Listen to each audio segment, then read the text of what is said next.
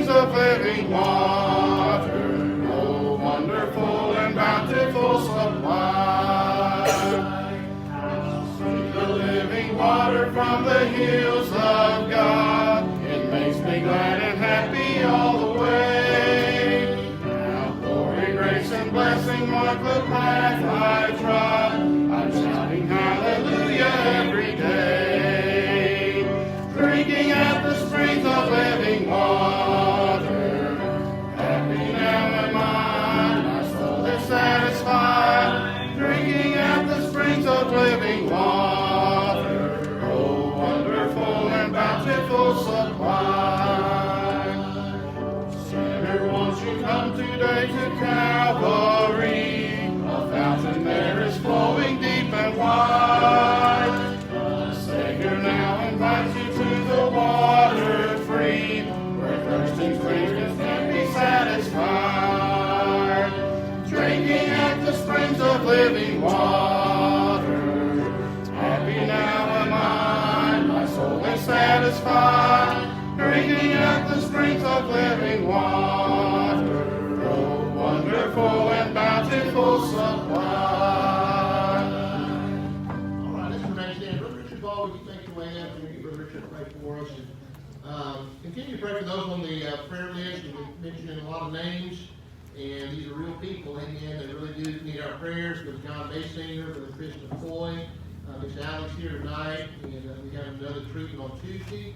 Miss Diane Wilson, and Brother Joey told me this morning, Miss Diane, her ankles and all are swollen real bad, and she just can hardly get around at all, so she's in a lot of pain, and she's doing treatments and all that. So please pray for her as well. And then their daughter Jennifer is in the hospital with 2 blood clots, and then she also has a mass that they're going to be having to check out, so she'll be going to Little Rock and seeing Dr. Dare and all of that this week. So please pray for her and as well, that God would be with her. And we love them. And then also my nephew Aaron's doing better. Thank the Lord for that. Joyce Parker, for the James Pepper, got home this week, and he and Miss Mary. And then Johnny Corley with his dialysis. There's Lisa Owens, Sherry Reese, Ann Bonham. And those are all had cancer. We've been lifting them up. And then my son Jake's going to be planting the church in Lafayette. We're really excited about that, and just ask you to pray for him and his family. And Alma Spriggs had a stroke. Miss Virginia Williams has been having some dizzy spells, and she's doing okay. She just said, tell everybody she loves y'all. She misses home and misses her church and all of that. I was texting her today. And then Lexi Long, Miss Ellen's granddaughter, Miss Ellen's out of town in Tennessee, seeing her aunt. And then Lexi's in Iraq, and she'll be there until February. She's deployed there. And then Frida Lassiter, Miss Deanna's knee, and also Brother Henry Corley's knee. God would touch them and help them along. And then DC recovered from his surgery. And Devin Langley in the hospital, Jerry Wayne Gwynn.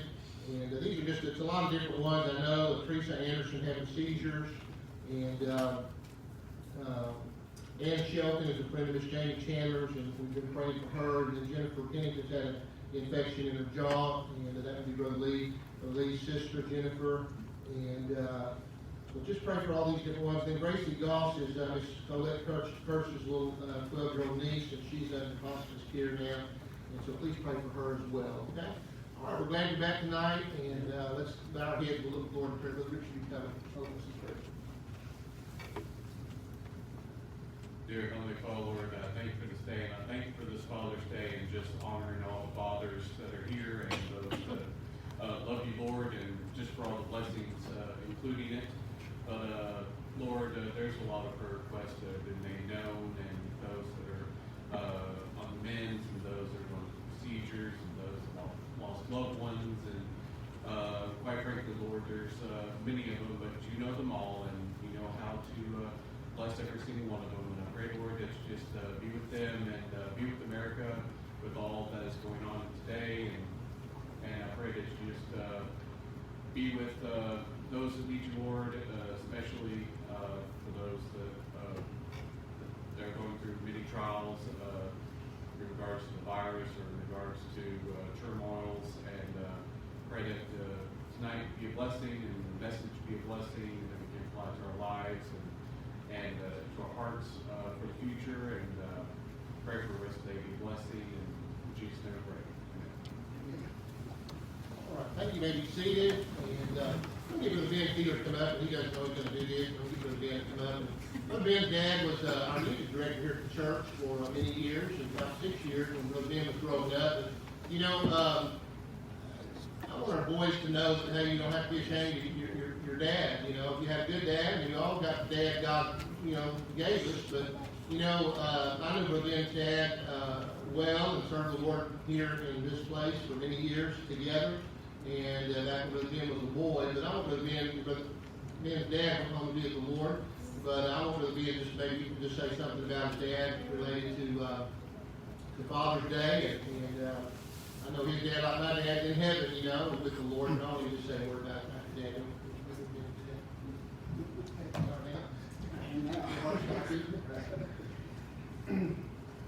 Like Lee said, I had no idea I was coming up here. But I was thinking about it this morning, you know, about my dad. I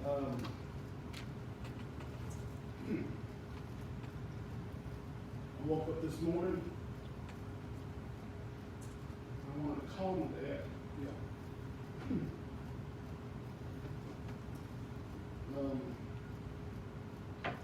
There's several times still that, you know, I want to call him, but this morning, you know, and I got thinking about it, and I was thankful for the heritage that he gave me.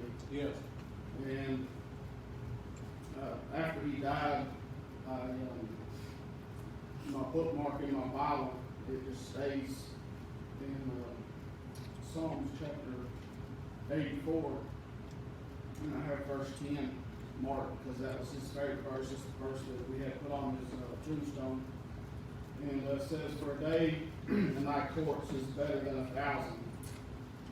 I had rather be a doorkeeper in the house of my God than to dwell in the tents of wickedness." Yeah.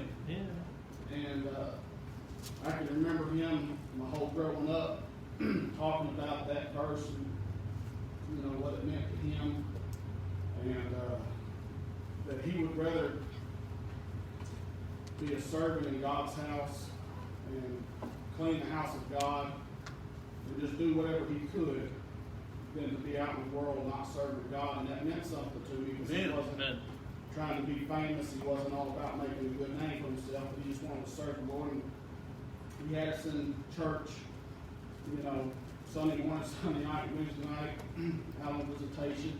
Amen. And I'm thankful for that. And as I got up this morning, we were getting ready for church. You know, there kind of a point in my life where, you know, I kind of got out of church, and then me and Billy, you know, we got to talking about it and decided, you know, we need to get back in church and get our boys in church because it was our responsibility, as it was my father's responsibility, to bring his kids up and to raise his kids, you know, under the preaching and under the gospel. And I learned that from my dad because my dad had us in church. And it didn't matter if you were sick. He would say, the only reason you're not going to church is if you're throwing up. And then when you threw up, he'd say, now don't you feel better, get in the car. And went to church. And it's just, you know, but I appreciate that. And I appreciate his faithfulness. You know, he gave up a decent paying job because he always had a desire to be in the full-time Christian service in the ministry, and he gave up a good paying job where, you know, we didn't want for anything. We weren't rich, but we didn't ever have to worry about where our next meal was coming from. He gave that up to make sure that his kids had a good, solid upbringing, and I appreciate that. And I just encourage you to make a decision as a father. I made the decision. That's kind of why we moved here. You know, because where we were, there just wasn't a good church that we felt like had the standards and had the Bible preaching that I grew up around and that I wanted. So we made a decision to move just so we could have our kids in a church and in a background and around people that love the Lord and a pastor that loves the Lord. You know, we moved to Texas from here back in 2000 or whatever it was. It's almost 20 years we've been gone. And when we came back, preaching's still the same. The church is still the same. He hasn't wavered. He hasn't gone off the course. And so that's what I appreciate. And I appreciate my father, for seeing that in this church and bringing us to this church. But fathers, we need to love our kids. We need to make a stand, make a decision.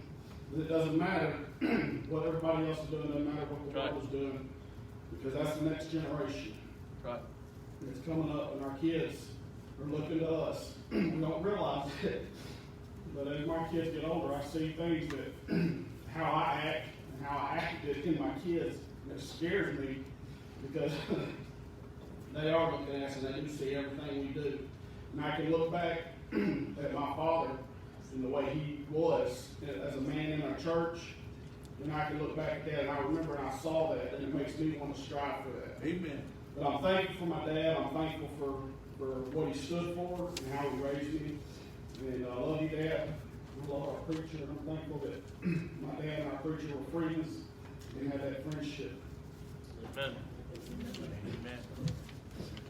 Amen.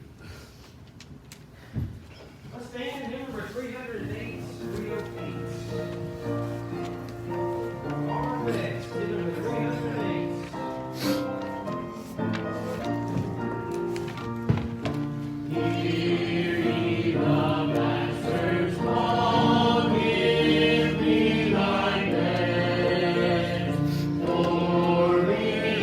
Great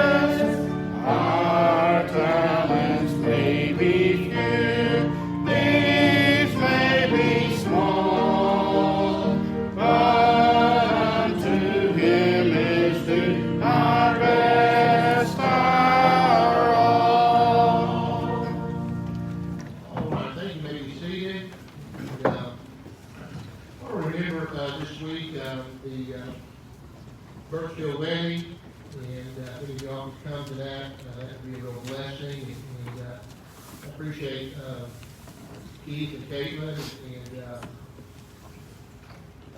Keith's a blessing, and grew up here in our church as a little boy, and all the way through, and anyway, we're proud of him, and Tanner, and the Birchfield family, and that wedding will be, again, this coming Saturday at 6 o'clock in the evening at Mountain Union Baptist Church, 653 Mountain Union Road, on Saturday, June 27th at 6 o'clock. And so if you can come to that, we're invited as a church, and so we'd like to be there, represent our church, and be there for Keith and Kate, and saying that we will bless them. Okay?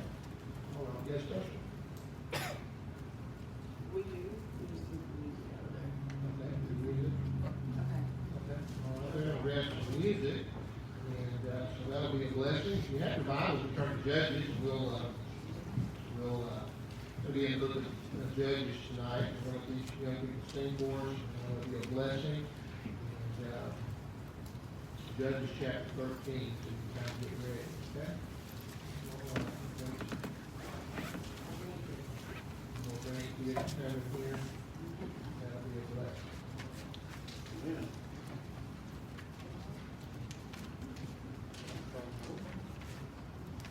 You don't see it off every time.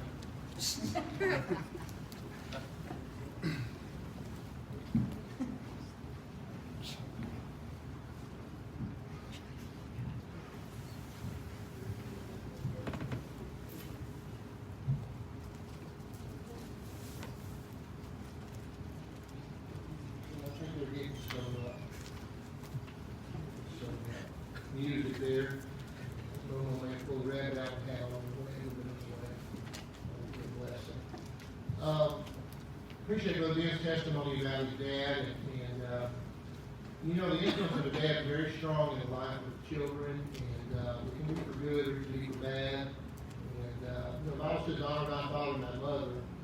And some people get good mom and dad, some people have mom and dads that are, you know, maybe rough, you know, maybe aren't even saved, you know. So if you have one that's saved, love the Lord, you got a blessing, come to the Lord. Yeah. And if they're not saved, they're still living, you need to try to work on them, amen, get them saved, and pray that they'll receive Christ as their Savior, and be a real blessing, and all of that. You know, I know as a little boy, when my dad got saved, I know, man, I saw the change in his life, and man, that means a lot to me. I know Christianity is real, because I know how my dad was, and I saw how he became, what he became for the Lord, and that means a lot to me, and that's what God does, He changes people's lives. And, you know, I thank God for our Bible tonight, because we can find truths in the Bible that help us to live right, live for the Lord. And I love serving the Lord, I really do. I love serving the Lord. It's not something we have to do, it's something we get to do. Are we ready, number one? You ready? Still waiting?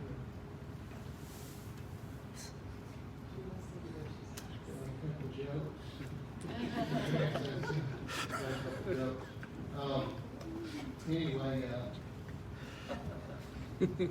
Roland, my grandson, came over this afternoon for a few minutes, and we were talking, and he said to me, he said, Paul, that was a good sermon that you preached this morning. That was a blessing, kind of from Roland, you know.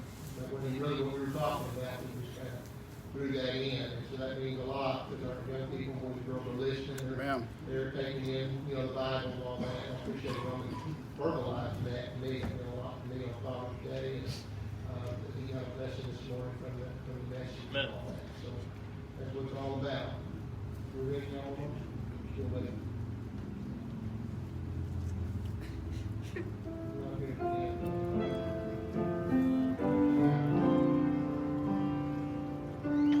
Played by ears, if the music just gave her a little compliment. Maybe.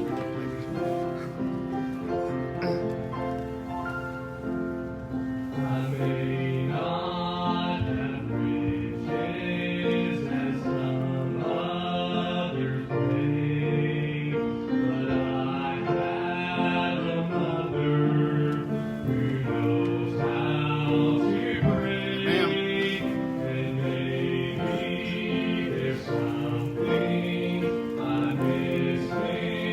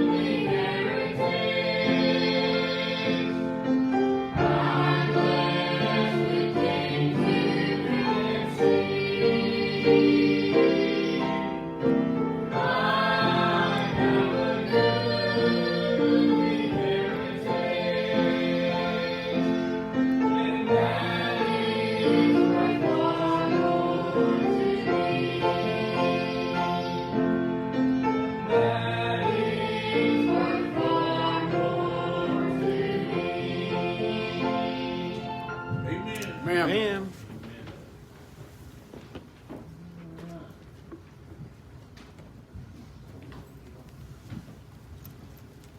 Right, got a couple of grandsons that keep growing, they're gonna take up the fall ball. Get big, tall. Always like to see them, pick at them. They're a blessing of all of them, for. Yeah, in the Bible today, turn to Judges 13, and started preaching a series on Samson, in the Christian school, and, preached, this is actually the 7th sermon that I preached on Samson. And, you know, the more I studied Samson, I remember Brother Billy Church, when Brother Billy got saved, he thought Samson was a fairy tale. And, you know, you just thought it was like a myth or something, you know. And anyway, Samson's his favorite Bible character. I mean, just reading the Bible through, you know, while he was working on the railroad and getting everything in order and just listening to the Bible on tape. He kind of babysitting the train years ago, and boy, you just couldn't believe how, you know, what Samson did. He really, when the Spirit of God came on Samson, he really did some unbelievable things, and, you know, with his strength and all that. But Samson really, he probably could have done a lot more for the Lord if he would have, you know, kind of got his house in order, so to speak, his life in order. Because he really, I mean, tonight's message, Samson really struggled with obeying the rules. And, you know, you're not going to go very far in life if you don't submit to your authority. That's right. And that's why jails had a lot of people in prisons and in jails, because they didn't learn, many of them didn't learn to submit to authority. And even, you know, recently with all the stuff going on in our country, you know, those are people that never learned to submit to authority. And, you know, I mean, I'm not for that. I'm a law-abiding citizen, and I appreciate, you know, our country. I love our country. I appreciate the structure of it. The Bible says the powers that be are ordained of God. Amen. And God's the one that set everything in order. And God is a God of order. And, you know, I like when things are in order in my house. I don't like when my house is out of order and chaotic and all that. And I certainly don't like it when it's that way in our country. And I know things happen and all of that. But Samson really is a Bible illustration of somebody who does not like rules, okay? So we can kind of learn and make our own decisions, but I want to look at Samson's life tonight. Judges chapter 13, in verse number 5. And the Bible says here, for lo, thou shalt conceive and bear a son, and no razor shall come on his head, for the child shall be a Nazarite unto God from the womb. And he shall begin to deliver Israel out of the hand of the Philistines. Let's bow our heads and we'll pray. Father, we love you now. We ask you to bless the message tonight. Thank you for the singing tonight, Lord. And God, we love you. The testimony, Lord, of Brother Ben about his dad. And we pray for all of our dads tonight again, Lord, that you would give them a special blessing and will help them to desire you and your word and your house, Lord, and desire to be an example, Lord, of the believer in word and conversation and charity and spirit and faith and purity here, Lord. Please help our dads to be good men, Lord, and to be strong in the Lord, and Lord, to lead their families in the paths of righteousness, Lord, for your name's sake. And Lord, bless our time together tonight as we look again into the life of Samson for a few moments. And we'll thank you for what you're going to do. In Jesus' name we pray. Amen. Amen. Now, before Samson was born, this angel of the Lord kind of explains to his mother in verse number 5 here about the child. Verse number 7 says, but he said unto me, behold, thou shalt conceive. This is Judges 13:7, and bear a son. And now drink no wine, nor strong drink, neither eat any unclean thing, for the child shall be a Nazarite to God from the womb to the day of his death. And so, being a Nazarite means that Samson is separated from the world, okay? He's separated from the world, and he's dedicated to God, okay? And I like that. I mean, I like that, the fact that he's separated from the world and dedicated to God. I mean, that's good. I mean, that's a blessing, okay?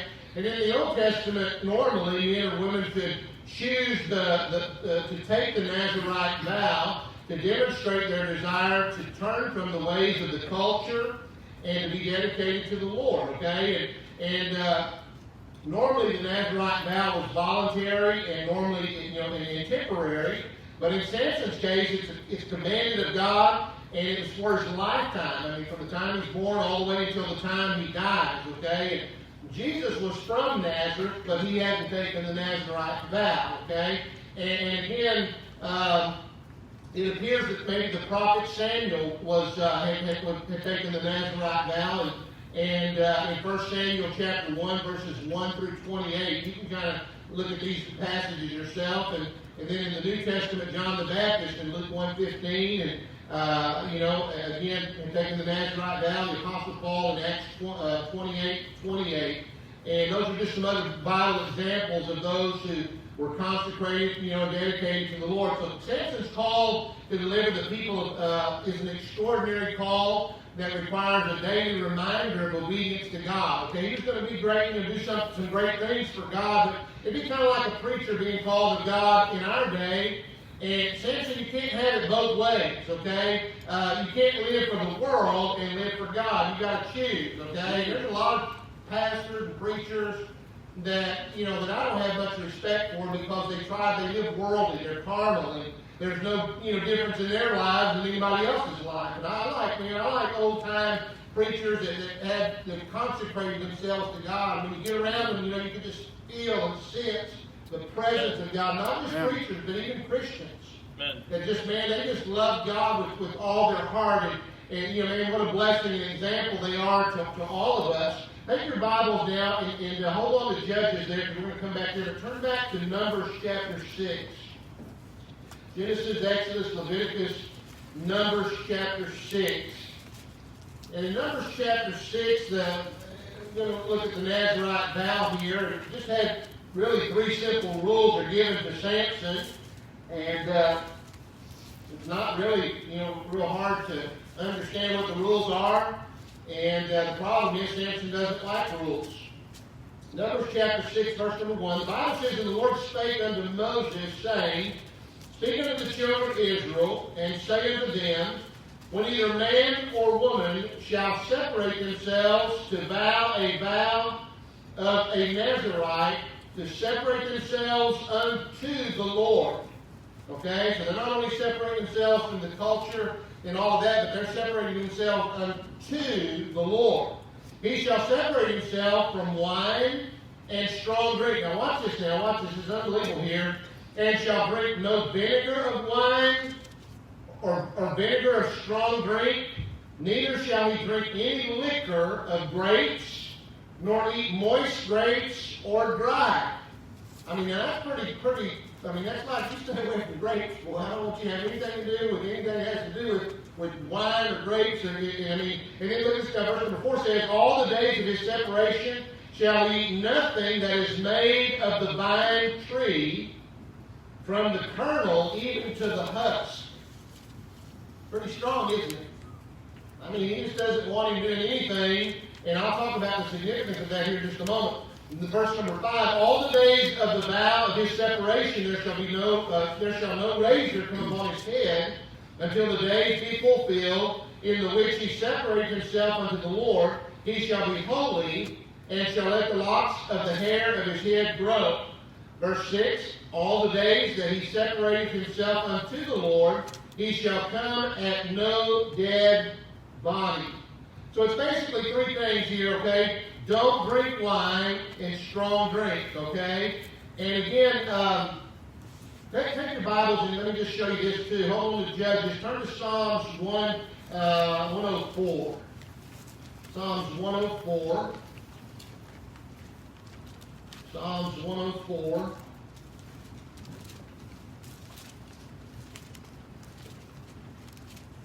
And look at verse number, Psalms 104, verse 15. The Bible says here, "And wine that maketh glad the heart of man." And wine that maketh glad the heart of man, and oil to make his face to shine, bread which strengthens man's heart.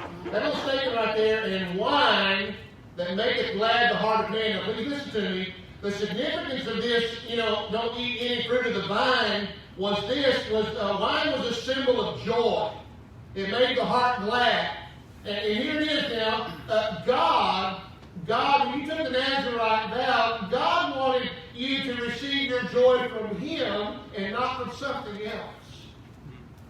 I thought, wow, that's good, man. That's good. I like my joy to be coming from God. Man. You know what I'm saying? Not something else, but from God. And that's what it was a symbol of. God said, hey, you leave all that alone because I'm going to be your joy. I want to be your joy.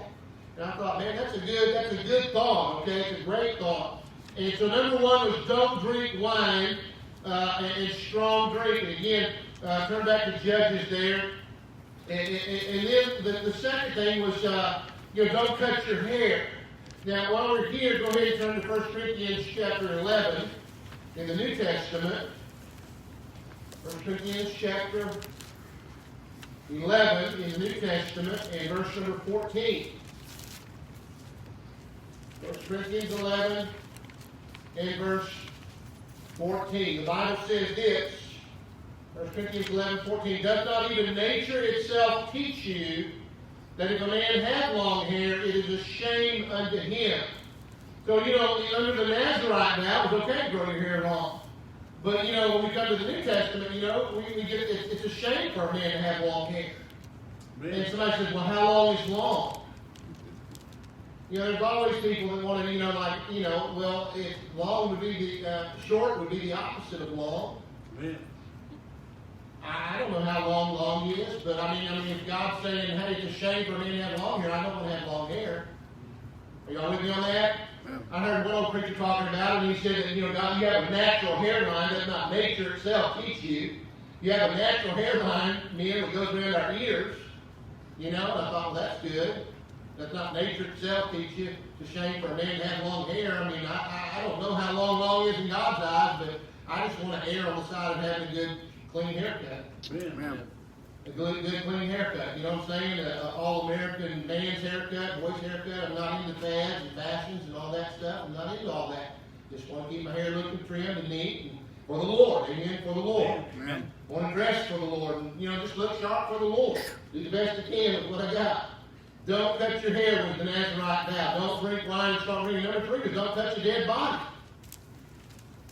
Don't touch a dead body. So those 3 things, that was the, that were the 3 simple, important things. It was important Old Testament consecration. The Nazarite vow was to dedicate yourself to God. It was a big thing. It is a big thing. And these verses are clear and simple. There's nothing hard for Samson to understand. And the Bible tells him to stay away from even appearing to come close to violating these rules. No booze, no haircut, no dead bodies. So how does Samson do with the rules? He doesn't do very good. So Samson and his parents, they had to go to the village of Timnath, to arrange the marriage. Samson was going to get married, and somehow he gets separated from his parents and winds up, guess where? Take your Bibles and look in Judges chapter 14 and verse number 5. Oh boy. Judges 14:5. Then went Samson down and his father and his mother to Timnath, and somehow they must have got separated, and it says, and came to the vineyards of Timnath. Now what in the world, with all those things he wasn't supposed to be doing related to the grapes and the vine tree and all that, the husk, or any part of it, what in the world is he doing in the middle of a vineyard? He's asking for trouble, isn't he? He sure is. Isn't that the way it goes sometimes? Your parents tell you to do something, the very thing they tell you not to do is the very thing that you wind up wanting to try to do. Come on. The very thing God tells us not to do, we wind up wanting to do what He tells us not to do. Yeah. Came to the vineyards of Timnath, and behold, a young lion roared against him. And again, God told him to separate himself from wine, liquor, and even grapes. God told him to eat nothing that was made from the vine tree, but I don't even know what possible reason he could have had to be in the vineyards. But suddenly this young lion roars against Samson, and when the Spirit of the Lord came mightily upon Samson, came mightily upon him, he takes the lion in his bare hands and he rips it apart. And of course the Nazarite vow allows for Samson to defend himself against the king of the beast, the lion, but he's now required to spend the next 8 days purifying himself. If that doesn't work for Samson, he's not going to follow, what the rules are. He wants to see his woman. Amen. The love bug's big, and he wants to see his woman, so there's not time for rules in Samson's life. And the Bible says he told not his father or his mother what he had done. He probably knew that his parents would make him follow the Bible, so he hides what he's done from them. And a few days later, Samson's returning to Timnath to take his woman, and he goes out of his way to see if the lion is still in the vineyard. Look at Judges chapter 14, verse number 8. The Bible says, and after a time he returned to take her, talking about his wife, and he turned aside to see if the carcass of the lion. And behold, there was a swarm of bees and honey in the carcass of the lion. Wow. So he just kind of turned aside, to see if the lion's still even in the vineyard. And he's just stunned by what he sees, this swarm of bees and honey in the carcass of the lion. And you'd think that the Bible would say there'd be maggots and flies were in the carcass of the lion. But God has a test here, waiting for Samson. Is Samson is he going to pass the test? And he's not going to touch the dead thing? No. He fails the test. He disobeys God. He scorns God. He scorns the rules. He disobeys the rules again. And Samson takes the honey out of this dead lion, and he eats it, and then his parents don't even know what all's going on, and doesn't know where the honey came from. And he takes it and gives it to his parents, and they eat it as well, and Samson doesn't tell his parents where it came from. So because of the selfish wickedness of their son, they're now unclean before God. And again, they love Samson so much, they consecrate him to the Lord, and yet he's so self-centered, he desecrates his parents before the Lord. Just doesn't get on with it. Don't touch a dead body. I'll touch a dead body if I want to. I mean, that's just kind of how he just did what he wanted to do. Now, don't touch a dead body. God told Samson what he's supposed to do, the rules, but he just doesn't care for the rules. They're not for him. Samson and his dad are on their way to Timnath to finalize the marriage deal. And while his dad is away making arrangements, Samson decides to throw a bachelor's party for himself. Look in Judges chapter 14 and verse number 10. Judges chapter 14 and verse number 10. So his father went down unto the woman, and Samson made there a feast, for so used the young men to do. It came to pass when they saw him that they brought 30 companions to be with him. Wow. Now, the Bible says that Samson made there a feast. Now, this is not a Thanksgiving feast with turkey and dressing. That's not what they did in those days. And you can study it yourself and look it up and all that. But they normally, when they had feasts during this time, it was 7 days long, and it was a drinking party. What it was a drinking party. And these feasts, I read a lot of different commentaries. It was a place of drinking. And such feasts were common those days, lasting 7 days to consume wine. These are different commentators making these comments. One of the most common types of pottery found by archaeologists in Philistine settlements is a beer jug. I mean, they just go and have these big parties, and before somebody got married, they get drunk, and they just party. Wow. It cost a lot for this party because 30 companions are invited, and these would be males who are also warriors. These men are not coming to a Bible study. And we can ask Samson, why would you give such a party? And he just simply says in verse 10, for so used the young men to do. Everybody else gets to have a party when they get married, so why can't I? Why do my parents have to be so old-fashioned? Yeah. Samson, don't touch a dead body. Samson, don't drink wine and strong drink. God has told Samson what to do, but the rules are not for Samson. Please listen to me now. It's like God has said this morning is a heavenly umpire in this story, and when Samson touches the dead lion to get the honey, God cries, strike one. And when he boozes it up with his drinking buddies, God warns, strike two. And Samson's about to strike out, and it happens in the valley of Zorah, where Samson meets his match in Delilah. You know the story of Samson and Delilah. And Samson was a man who cared nothing about the Bible, and he ignores the rules of God. And again, he's just an easy prey for a woman like Delilah. Look in Judges chapter 16 and verse number 9. The Bible says, now there were men lying in wait, abiding with her, with Delilah, in the chamber. And she said unto him, the Philistines be upon thee, Samson. And he brake the whips, as the thread of tow is broken. So his strength was not known. And Delilah said unto Samson, behold, thou hast mocked me, and told me lies. Now tell me, I pray thee, wherein thou mightest be bound, wherewith thou mightest be bound. And he said unto her, if they bind me fast with new ropes that never were occupied, then shall I be weak as other men. Delilah therefore took new ropes and bound him therewith, and said unto him, the Philistines be upon thee, Samson. And there were liars in wait, abiding in the chamber, and he brake from off his arms like a thread. He brake them from off his arms like a thread. And Delilah said unto Samson, hitherto thou hast mocked me, and told me lies. Tell me wherewith thou mightest be bound.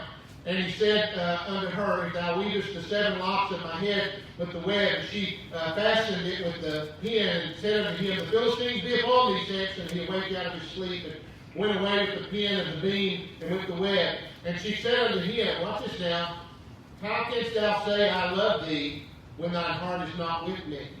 Thou hast mocked me these 3 times, and hast not told me wherein thy great strength lieth.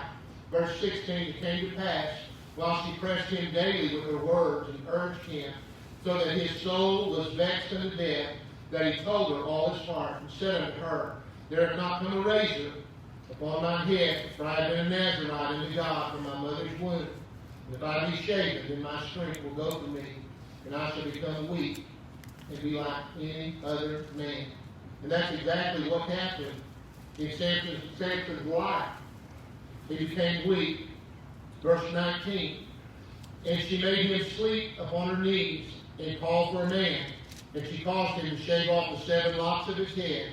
And she began to afflict him, and his strength went from him. Wow. Strike 3, Samson, you're out. Wow. He never has a chance, you know. He really was Delilah, but you know, as soon as his eyes are gone, you remember that? His eyes are gone, his self-respect's gone, he's grinding at the mill, and it's just really sad story, really. You know, when you read it, his life is gone. And you know why? Don't touch a dead body, Samson. Don't drink wine and strong drink, Samson. Don't cut your hair, Samson. God told Samson what to do, but the rules were not for Samson. No. You know, when we preached a message about Samson's eyes. Some of y'all remember that story, you know, about his eyes, and he had a problem looking at women and all that, and get her for me, he told his parents, and you know, well, this time it's not his physical eyes, but it's himself, it's I, like in sign language, I. He had an eye problem. He had an eye problem this way, but he had another problem with himself. Sometimes we're our own worst enemy. How many of y'all know I'm right there? You know, a lot of my stuff I can't blame on anybody else. It's my own fault.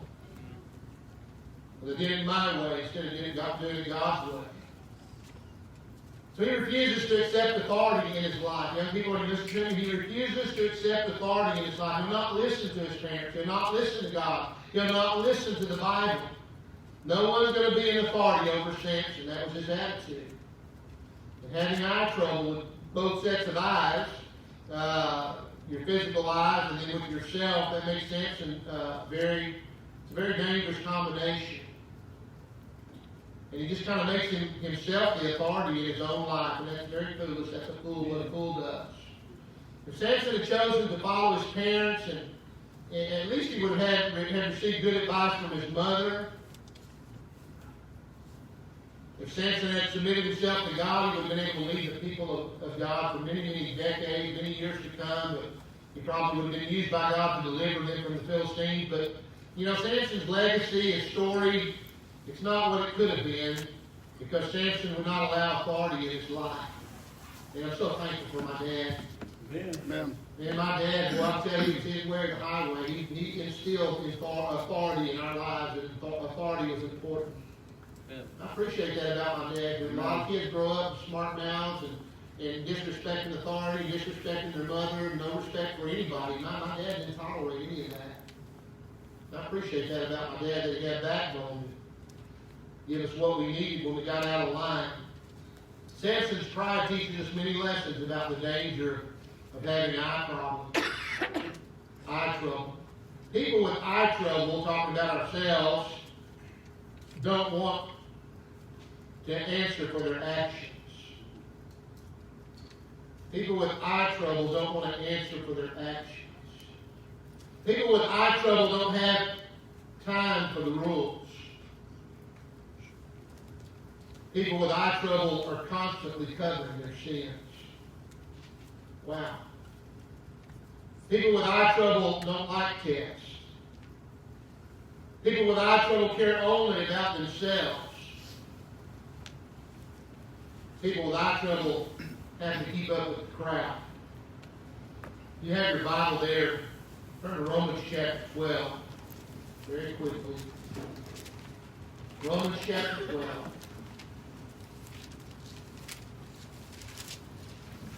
Romans chapter 12, and I want you to look at verse number 3. The Bible says this, Romans 12:3. For I say through the grace given unto me that every man that is among you, look at this now, not to think of himself more highly than he ought to think, but to think soberly, according as God hath dealt to every man a measure of faith. Now, I'll tell you, pride is a very serious sin with God. And we talked about that in Proverbs 6 the other night. But you know, man, to every man that is among you, not to think more highly of himself. Turn to Philippians chapter 2. Philippians chapter 2. Philippians chapter 2, verse number 21. Philippians chapter 2. In verse 21, for all seek their own, not the things which are Jesus Christ. Oh yeah, we're all selfish, aren't we? We all want it our way. We want to do it our way. Man, I'll tell you, you know, Samson had trouble. Samson ain't the only one that had trouble with just wanting to do things our way. Right. We want to do what we want to do, and we want God to bless it. A lot of times don't have nothing to do with God. It's going against even what God would say. I don't want to be that way. I read a story. I always liked basketball and sports and things like that. And I you know, used to keep up with it more than I do now.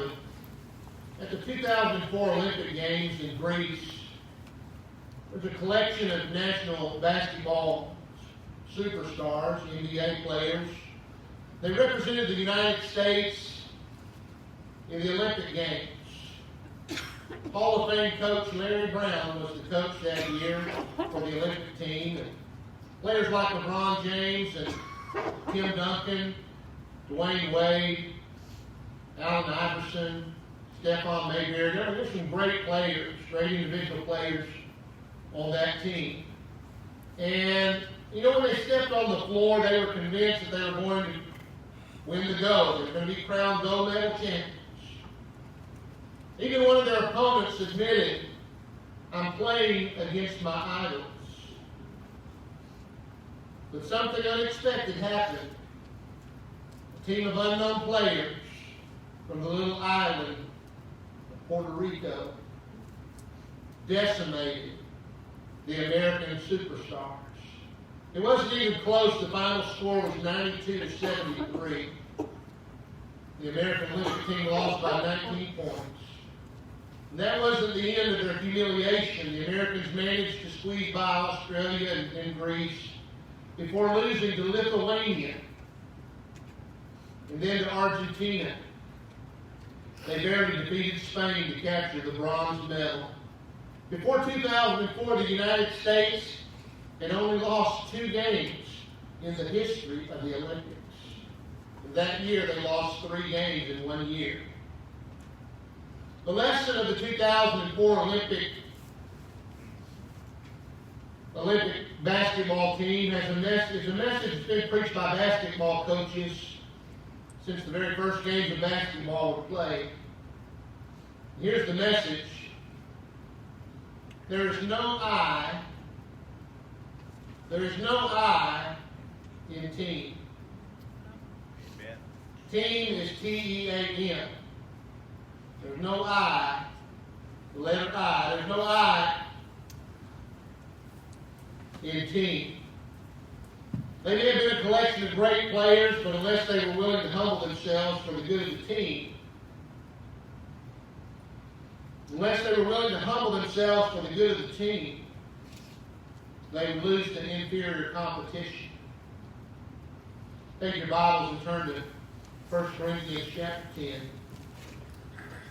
1 Corinthians chapter 10. 1 Corinthians chapter 10. And I want you to look at verse number 12. The Bible says it like this. 1 Corinthians chapter 10, verse 12. Wherefore let him that thinketh he standeth take heed, lest he fall. Wherefore let him that thinketh he standeth take heed, lest he fall. We like Samson, listen to me now, we like Samson, we have a choice to make.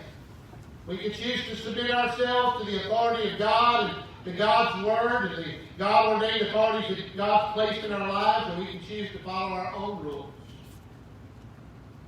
Man, I don't want to do it my way anymore. I want to do it God's way. Amen.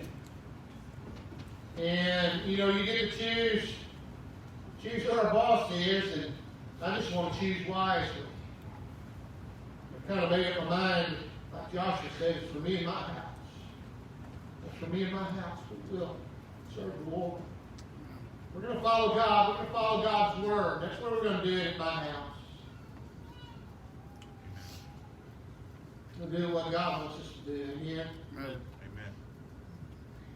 Free country, you do what you want to do, but I'm going to go with God. I'm going to try to follow His Word. I still mess up, make mistakes all the time. I'm not throwing Samson under the bus, but man, Samson struck out. He didn't do nothing God told him to do. I don't want to live my life like that. I want to humble myself. I don't know. I'm like Solomon. I don't know whether to go out or come in. I need the good Lord to help me and show me the way. Let's bow our heads. If you're listening tonight,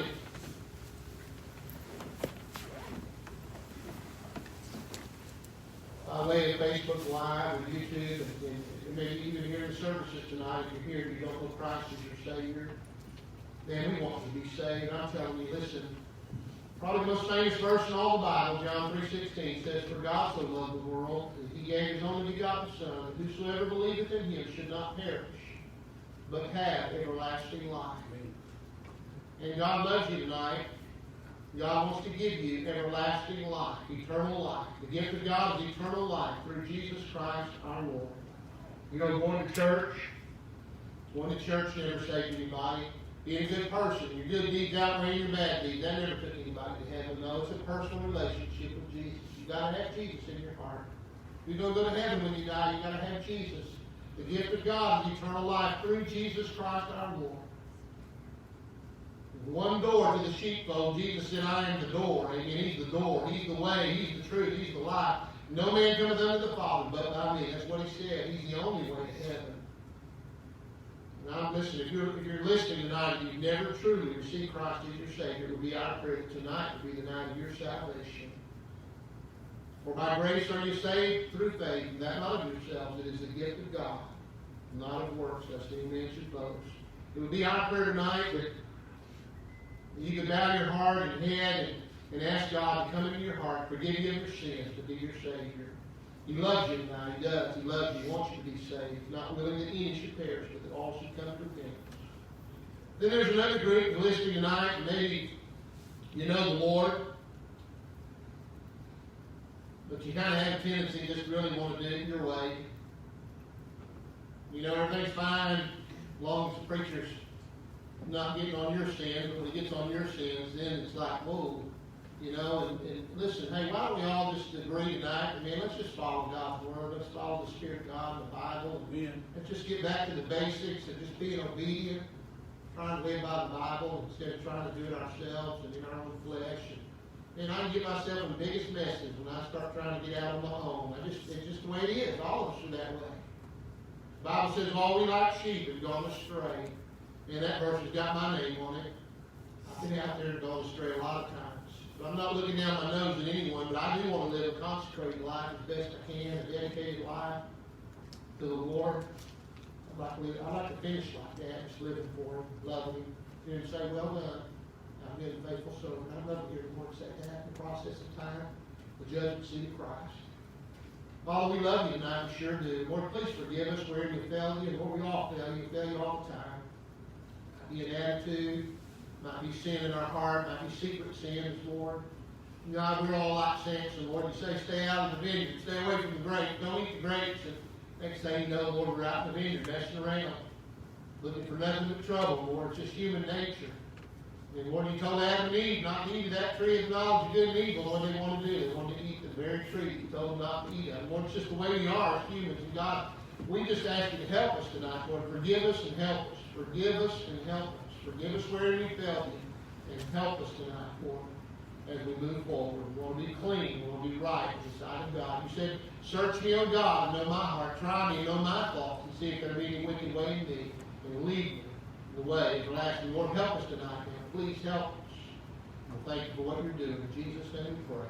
Amen. Let's stand together. We'll stand. If you're at the house or living somewhere else, make an altar there where you're at, and ask God to help you. Ask God to help you. God wants to be your joy tonight. You don't have to look to a bottle. You don't have to look to alcohol. God wants to be your joy. He wants to be your source of joy. He wants to be my source of joy. And I just want to follow him. If you need to come tonight, you step out and come. Back of the book, we have a little song taken in the back of our song book. Is thy heart right with God? Is thy heart right with God? As we sing it tonight.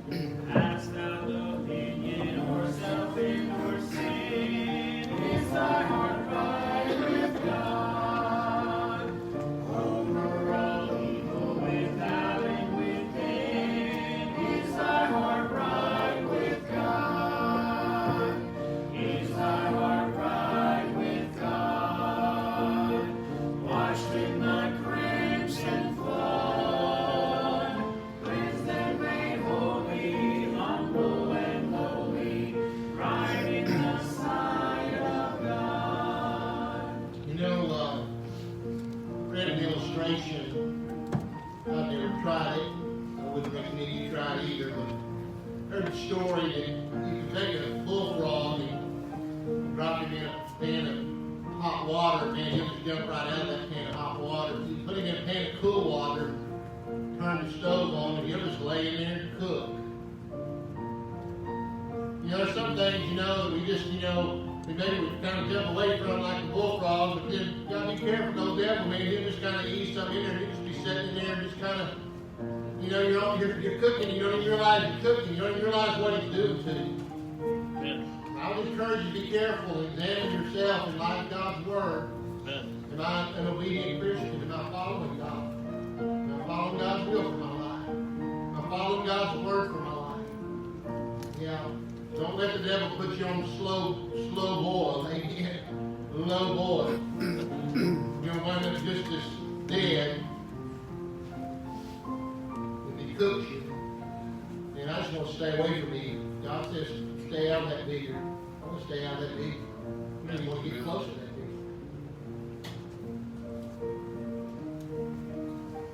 vineyard. Your mom and dad, young people, when you grow up, your mom and dad say don't do that, then don't do that. Yeah. You can sneak and do it, they might not know it, but don't do that, okay? Don't do that. You're going to get in trouble. You're going to get in big trouble. Don't do that. Be obedient, okay? Be obedient. Be obedient to your parents, be obedient to God. I really believe you come this business. Thank y'all for being here, and we look forward to seeing you Wednesday night, Proverbs chapter